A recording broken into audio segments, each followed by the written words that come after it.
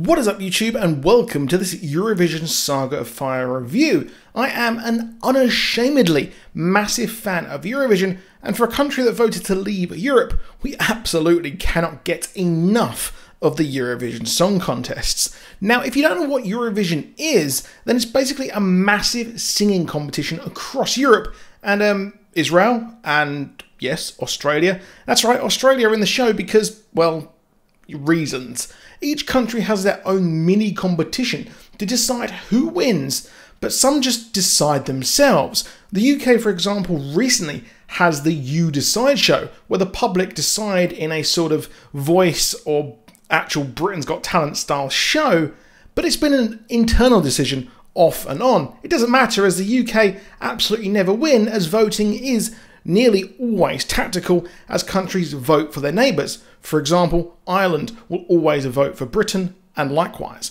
The winner of these shows are sent onwards to the semi-finals and then to the finals, like we see in the movie. Some countries, like the UK, pay so much towards the competition, they get a guaranteed spot in the finals.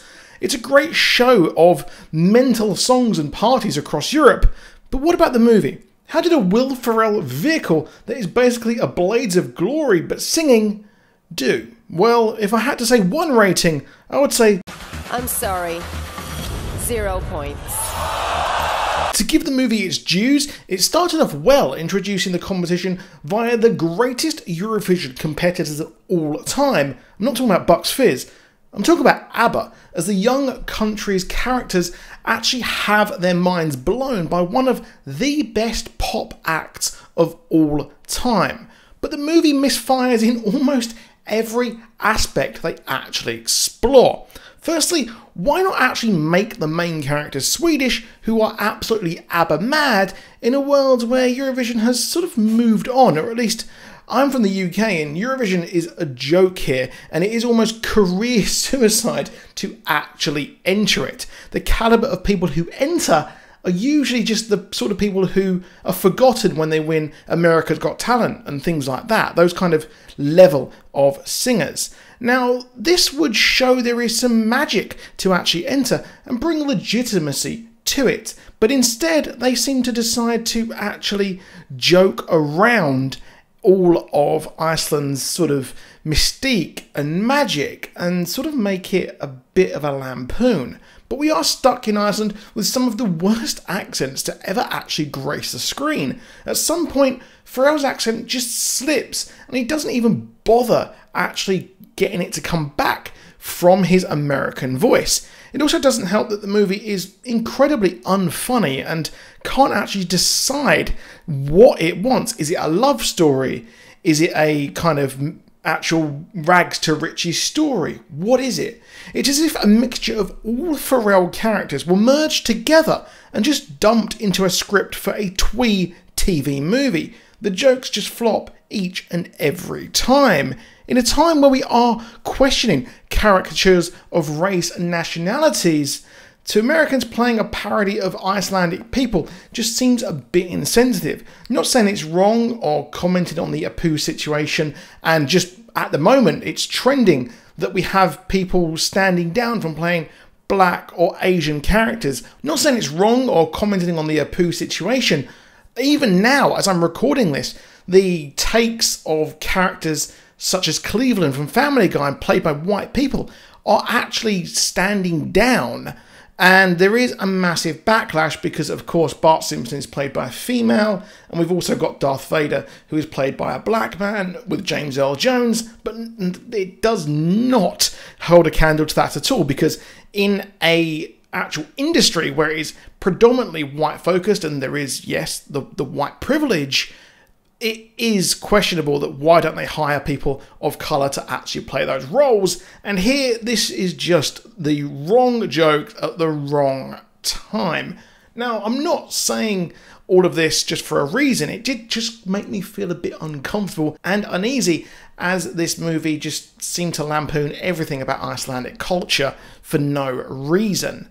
The story itself at least was serviceable, but it was way too close to an episode of Father Ted for Myself. If you don't know, if a country wins, then they actually need to pay to host it the next year, And if the Demi Lovato cameo had actually won, well, the Bank of Iceland, they can't afford to actually host it. And that is very much what happened, where in Father Ted, Ireland choose an awful song, but end up doing quite well. And yes, as well, Iceland did go bust many, many years ago in the 2008 recession.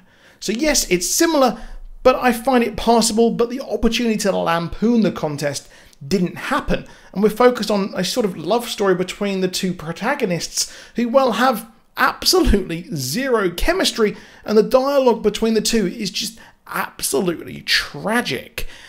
Like I said, the movie can't decide what it wants. Is it a Blades of Glory style situation with a whole absolute crazy and foreign concept such as ice skating, which isn't that popular in the mainstream, just like Eurovision?